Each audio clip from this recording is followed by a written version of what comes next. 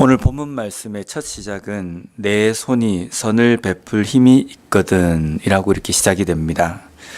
우리가 선을 베풀 힘이라고 한다면 어떤 것이 선을 베풀 수 있는 힘이 될까?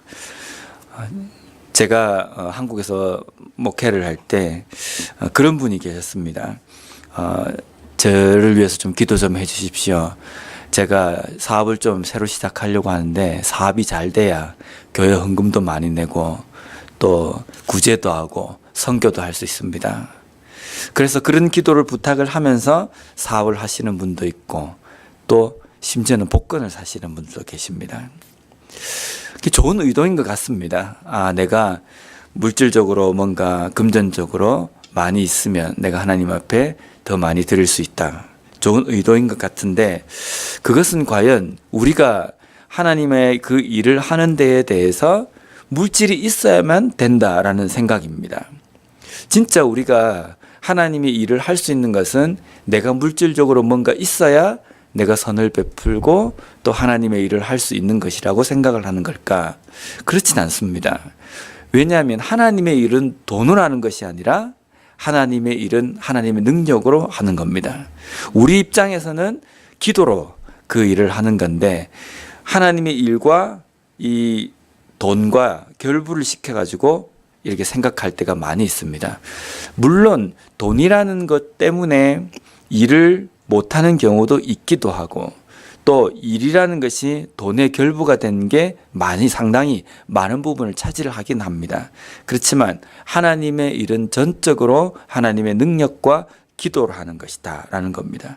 그렇다고 한다면 하나님의 일이 물질로만 하는 것이 아니라고 한다면 내 손이 선을 베풀 힘이 있거든 이라는 이 뜻은 네가 네 수중에 돈이 좀 있거든 이라는 뜻이 아니라 우리가 기도할 수 있고 움직일 수 있는 기력이 있거든 이라는 이 표현과 마찬가지입니다. 결국은 너가 살아있는 동안 조금이라도 너에게 힘이 있는 그때에 라는 그 뜻이거든요. 그래서 우리는 매 순간순간마다 우리에게는 선을 베풀 힘이 있다는 겁니다. 그 선을 베풀 힘이 있거든 마땅히 받을 만한 자에게 선을 마땅히 받을 만한 자. 선이라는 것은 하나님의 사랑입니다.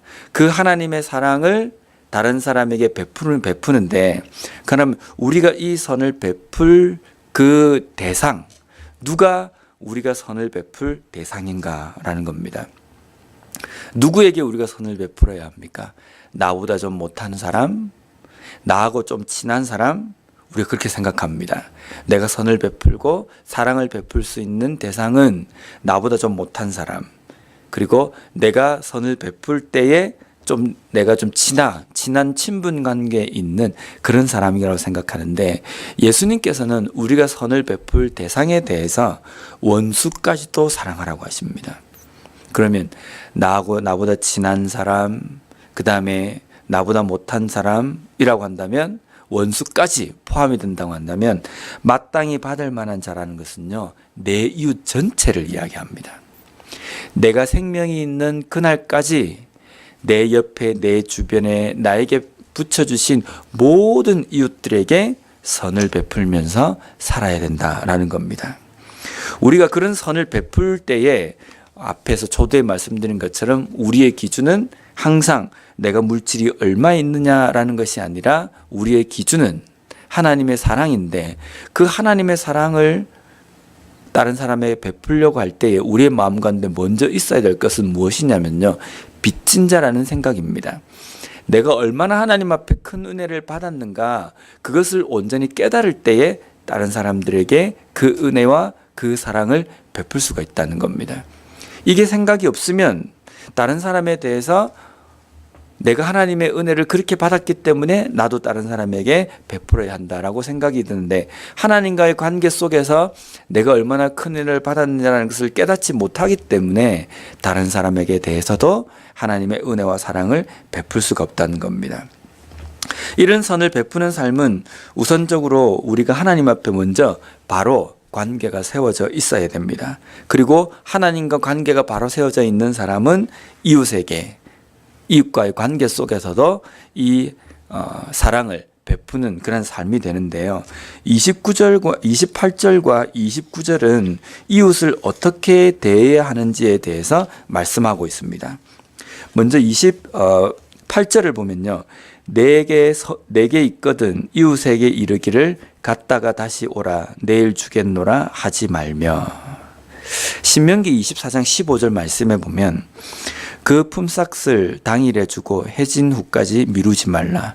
이는 그가 가난함으로 그 품삯을 간절히 바람이라. 그가 너를 여호와께 호소하지 않게 하라. 그렇지 않으면 그것이 내게 죄가 될 것임이라. 고용주가 피고용자에게 월급이나 아니면은 그 샐러리를 줘야 될 때 그것을 하루라도 미루지 말라는 겁니다. 당연히 줘야 될 때는 반드시 주라는 겁니다. 요즘은 갑질을 많이 하기 때문에 고용주 입장에 있는 사람들이 그걸 가지고 많이 밑에서 일하는 사람들을 괴롭히기도 합니다. 그런데 이웃의 관계 속에서 내게 줄 수 있는 능력이 있거든. 또 때로는 내가 그 사람에게 줘야 할 때, 그럴 때에는 하루라도 늦추지 말고 그 자리에서 당장 시행하라는 겁니다. 하루라도 미루지 말고 그날 할 수 있는 것은 최선을 다해서 하라는 겁니다. 이웃을 우리가 해하는 것, 그것은 죄입니다. 우리는 분명한 죄라고 알고 있습니다. 근데 이웃에 대해서 무관심한 것도 죄라는 겁니다. 하나님께서 우리에게 이웃을 붙여주신 것은 그 이웃에게 도움을 받으라고 우리에게 붙여주신 것이 아니라, 물론 그런 것도 있지만 하나님께서 우리에게 부어주신 그 은혜를 이웃에게 흘러넘치고 그들에게 베풀라고 우리에게 붙여주신 겁니다. 그렇기 때문에 우리가 이웃에 대해서 관심을 반드시 가져야 됩니다. 이웃이 어떻게 살아가고 있는가, 내 옆에 있는 지체가 어떤 삶, 어떤 고민으로 살아가고 있는가, 그러면 그 이웃은 누구인가? 예수님께서 말씀하신 것처럼 원수도 사랑하라는 그 기준에 의하면 누구나가 다 내 이웃이 될 수 있다는 겁니다. 그럼 그들에게 내가 무엇을 베풀어야 하는가? 내가 가지고 있는 예수 그리스도의 사랑, 그 사랑, 그것을 베푸는 그것이 우리의 첫 출발점이 되어야 된다는 겁니다. 이러한 삶을 살 때의 32절 말씀에 보면 대접해역한 자는 여호와께서 미워하시나 정직한 자에게는 그의 교통하심이 있으면, 정직한 자에게 하나님께서 주시는 은혜는 교통함입니다. 교통. 하나님과 그 정직한 자가 교통한다는 교제가 있다는 뜻입니다. 이게 영어 성경으로 보면은 하나님께서 그 정직한 자를 신뢰하신다라고 이렇게 표현이 되어 있습니다. 신뢰한다. 신뢰하기 때문에 서로 친분이 있고 관계를 맺고 교제를 한다는 겁니다. 우리가 신앙생활하면서 이것만큼 큰 복이 어디 있겠습니까? 하나님과 내가 교통한다.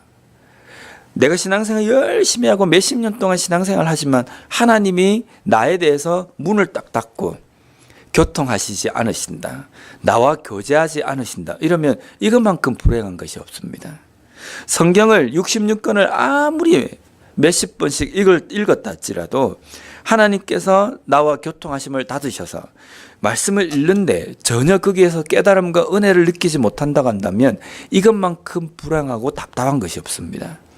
하나님께서 교통하심을 가지고 교제를 맺고 또 친분관계를 유지하는 그 대상은 정직한 자, 이웃에게 선을 베푼 자라는 겁니다.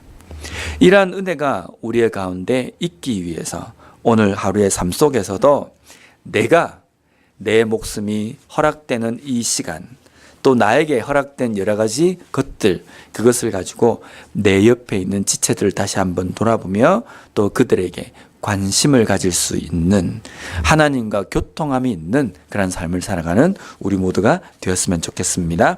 기도하겠습니다.